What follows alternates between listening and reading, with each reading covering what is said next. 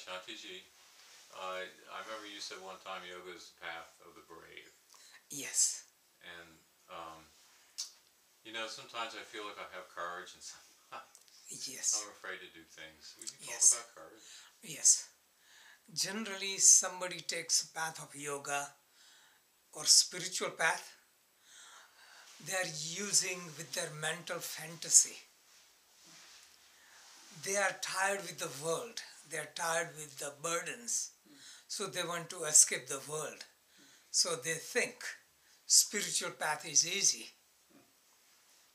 Like old tradition, in East, tradition is become a monk. Somebody cannot support own family, cannot hold the job, they get discouraged, they run away, become a monk. So they put on the monk's clothes, they get free ride in the ticket, free food. The whole purpose of becoming renunciate is to renounce the world for something higher. So why it takes courage? Because all the things you need to make success in the world, same elements are required to be successful in the spiritual life. In the worldly life, you feel tangible results. You work hard, you are smart, you do good business, you make money. In spiritual path, progress is subtle. You meditate and you succeed. You succeed in non-violence. You succeed in truthfulness. You succeed in your meditative state. It is abstract. So you need greater courage to hold on to the path. See, in the business, you don't do good business, you change the business, use the technique. On spiritual path, you need encouragement. Spiritual path is for the brave.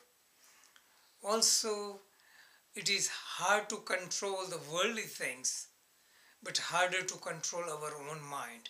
So spiritual path is controlling our own mind, which is much harder than controlling the world. Okay.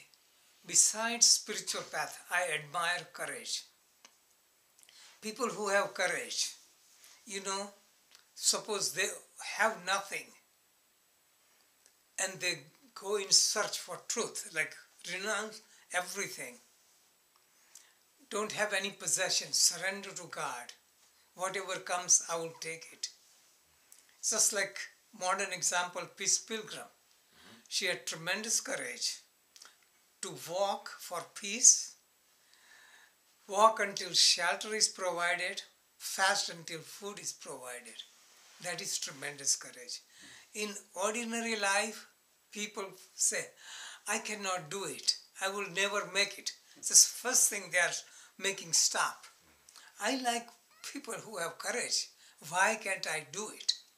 So I have that approach. Anything came, I can do it. And I have succeeded because of that approach. Just like I can do it. Like say, I drive small car, right? We had to move. I got to my U-Haul.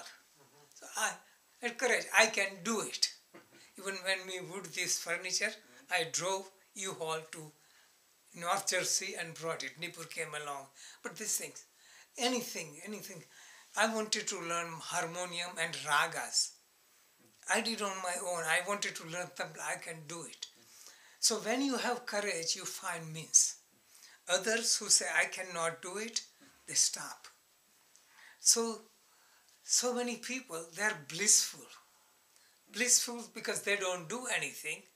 They have no ambition. They are happy with it.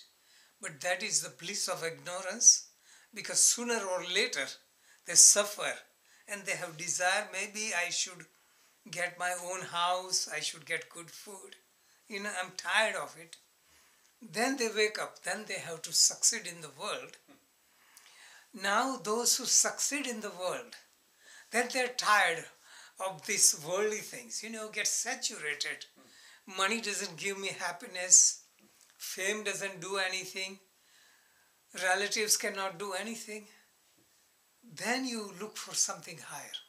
This is spiritual life. So spiritual life begins when you have maturity and you have lived in the world properly. Okay. So this is the path. So many people got enlightened because they had seen the hardships and they had indulged. Buddha, he was in abundance, then he went to hardships, and then he found the middle path. You don't find the middle path just by thinking. If you are only in poverty and you are wishing for wealth or success, and this I become renunciate, your renunciation will be unripe. On the other hand, you have so much wealth, you haven't seen the hardships, and say I become renunciate, that won't be ripe either. So renunciation, that is path of yoga, is renunciation, is maturity. When the fruits become ripe, they fall off the tree. That is how, when you feel satisfied with life, all the desires fall off. Doesn't mean you give up. You still ride the car, you still eat, you do everything. But desires fall off. What does that mean? Desires fall off.